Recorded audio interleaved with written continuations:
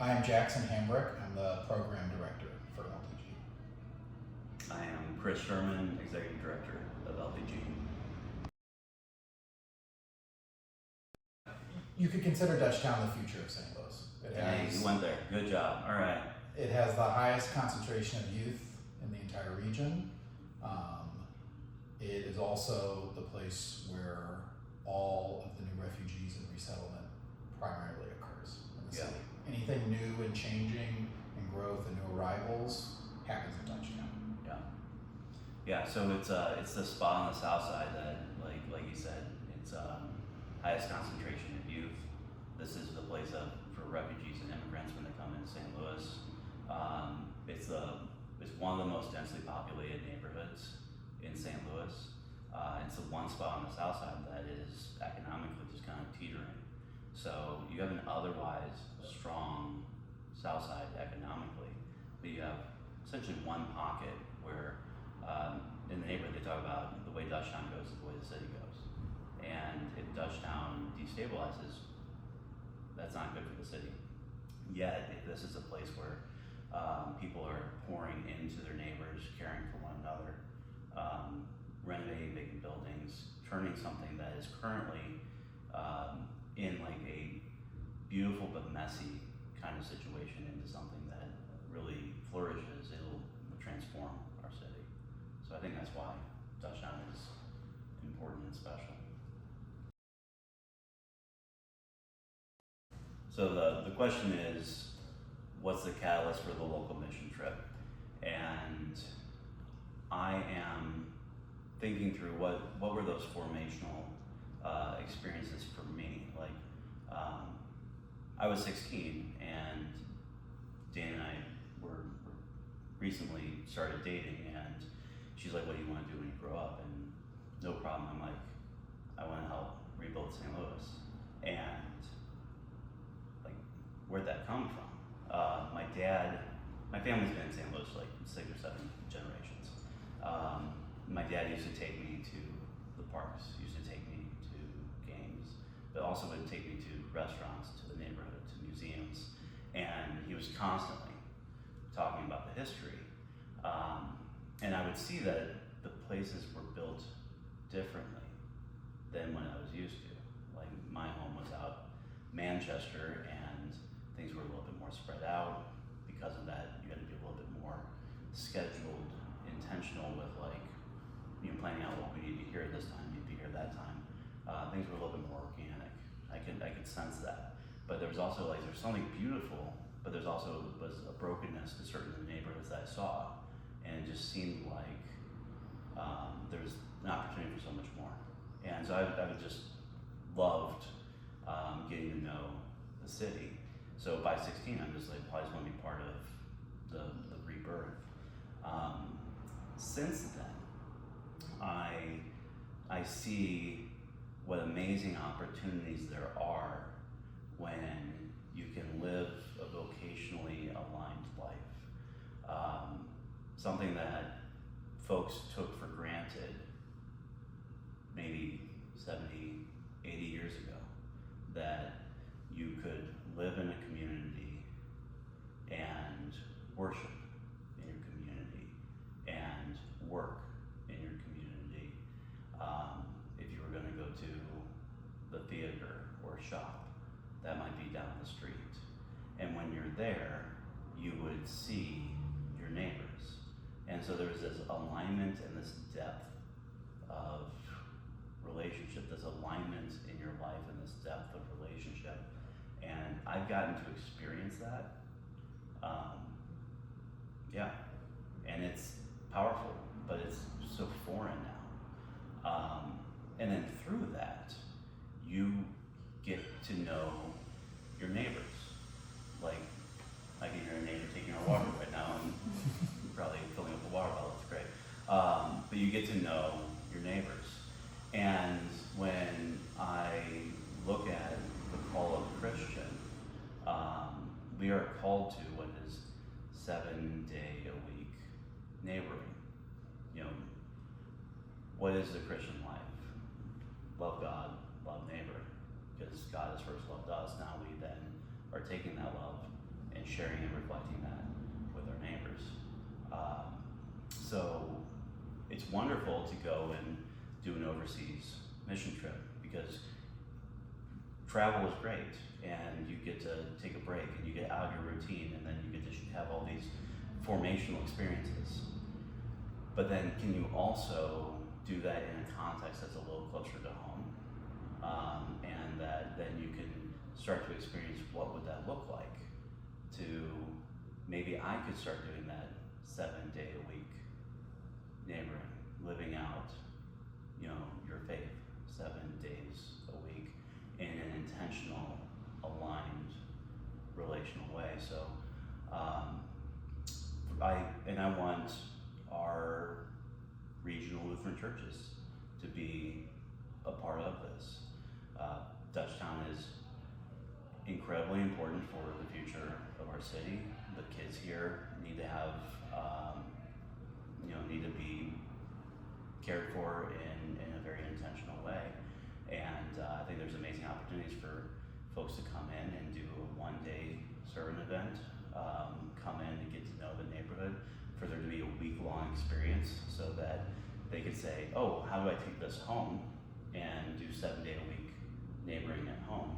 Or maybe I move to Dutchtown someday and I'm doing 7-day-a-week neighboring in Dutchtown. So I want the region, the Lutherans throughout the region, to pray for the work of LDG, to pray for Dutchtown, to come alongside, to do sermon events, to spread the good word. I really would love for them to donate lots of money to this cause. But I always say, it's like, what I want more than anything is your kids. I want them to come, to be shaped by this experience, to take that home. But then also that a sizable portion of them to say, you know what, I want to intentionally be part of this in my life going forward. So LDG's work here, how we got started here, the work that we're doing today, all of that comes back to Dutchtown today.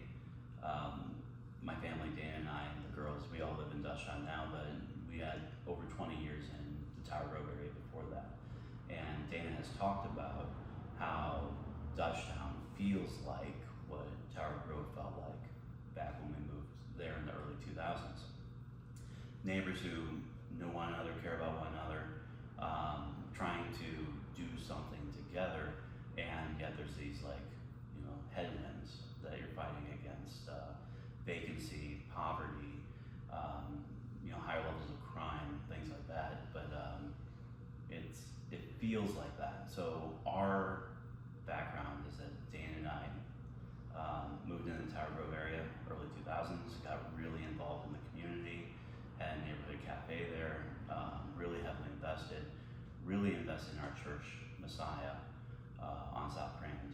And through that, saw a need for affordable housing, better quality affordable housing. There's affordable housing, but sometimes what's affordable is not healthy. And so you need healthy and affordable housing. So worked with my church, Messiah, and we renovated 12 buildings in the neighborhood. The focus was for it to be for immigrants and refugees, but it was, as we started the project, it needed to just be general affordable housing. And then from that effort, just 12 buildings, 47 apartments, a small community center, we saw that this type of work needed to be replicated and expanded. So now LDG is working to holistically heal the built environment in what is the greater Dutchtown area. That's Dutchtown and adjoining neighborhoods that used to be historically known as Dutchtown, Crawford Park, Mount Pleasant, Marine Villa, spots like that. And because we know that what's most important is the relationships. Through relationships, you can care for your neighbor. Through relationships, you can share the gospel.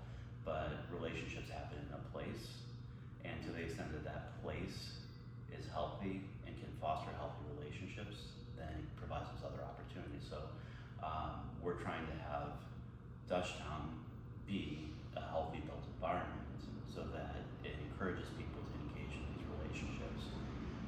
That means we're renovating vacant buildings. We are providing access to affordable apartments. We are providing opportunities for first-time home buyers. We are trying to reactivate public spaces like commercial corridors and parks, and just trying to make this be a healthy ecosystem, a healthy environment. A key piece of that not only is the real estate development, but a lot of the work that you do with our interns and with service events and activating different activities with the neighborhood. So maybe you can talk a little bit about that. What LDG is up to right now. So yeah, in addition to all the real estate development, we do a lot of community-focused work. Dutchtown, just being kind of south of Fox Park and Tower Road South, and seeing kind of the redevelopment and kind of growth in those areas, we've kind of learned a lot of what worked and what was successful. And a real comparison we take a lot is Fox Park, where Fox Park, named after with the park in the center of that neighborhood, used to be one of the negatives of the neighborhood. There's a lot of issues and problems going on in the park. And through a lot of community work and dedicated neighbors, they put in baseball fields, they renovated, they did a lot of work specifically in the park to have youth activities and just more activity work in general. And that brought in more development around the park, but also made people feel safe. And so a lot of the work we do with community work is working with our neighborhood associations and community centers around Marquette Park, which is kind of the center of Dutchtown. So we host soccer clinics with local nonprofits. We do a lot of cleanups in the park and right around the park. And we host different just events in general, trying to get folks out to really utilize that outdoor space.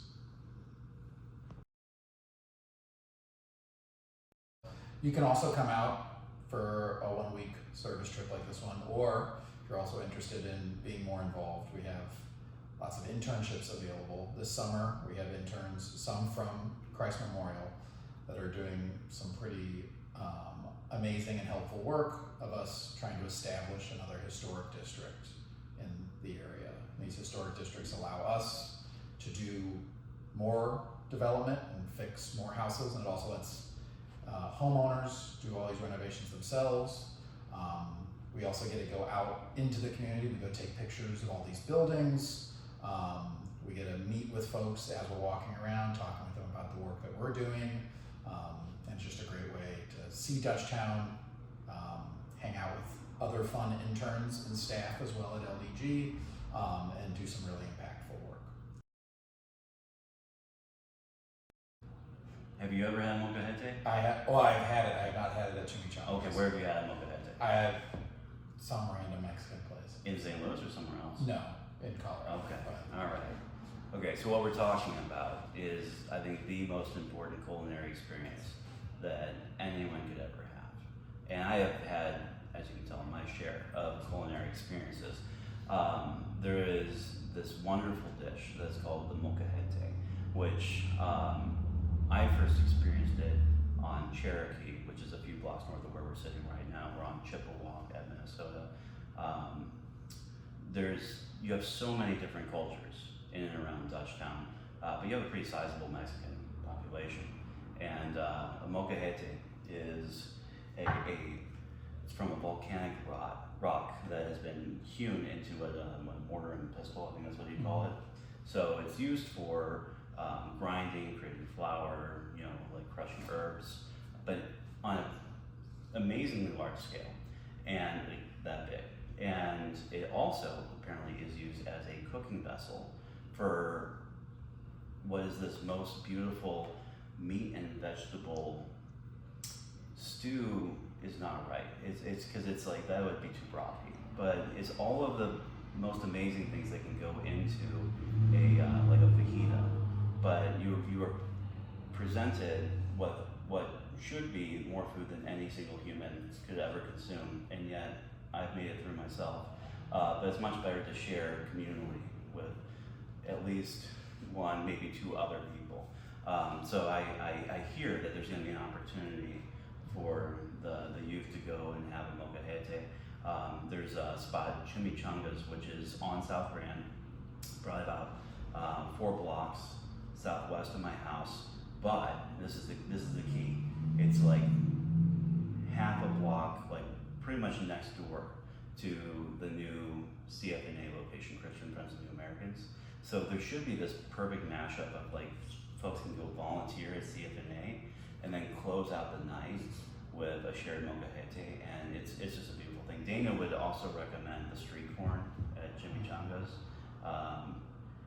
Yeah, it's even more food at that point, but I hope that this is an experience that they get to have. Do the hard work before, not after eating. Yeah, exactly.